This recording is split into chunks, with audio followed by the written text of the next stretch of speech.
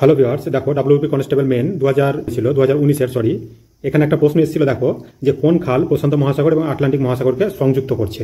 ঠিক আছে, কোন খাল সংযুক্ত করছে? তাহলে এটা খুবই গুরুত্বপূর্ণ প্রশ্ন। তোমাদেরকে যদি আমি এখানে ছবিতে একটু দেখাই, দেখো এটাকে আমি জুম করে দেখাচ্ছি তোমাদেরকে।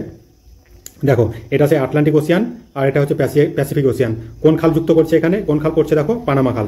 তাহলে তোমরা এখানে বলতে পারবে যে পানামা খাল আটলান্টিক এবং প্যাসিফিক ওশিয়ানকে যুক্ত করছে কোন খাল? পানামা খাল। ঠিক আছে। আর এখানে তোমরা দেখতে পাবে এখানে হচ্ছে সেই সুয়েজ খাল। সুয়েজ খাল সম্বন্ধে পরবর্তী ভিডিওতে বলবো, আজকের এই ভিডিওতে আমি পানামা খাল সম্বন্ধে বলছি। দেখো তাহলে আমি এখানে লিখে নিয়েছি কি, এখানে দেখো আমি লিখেছি যে পানামা খাল, সঠিক উত্তর কিন্তু হবে পানামা খাল। তাহলে পানামা খাল সংযুক্ত করে কাকে কাকে?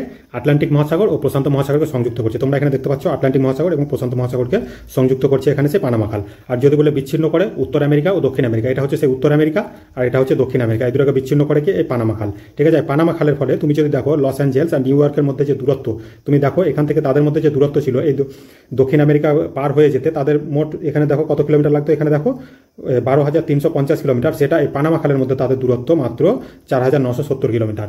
এটা সেই পানামা খাল।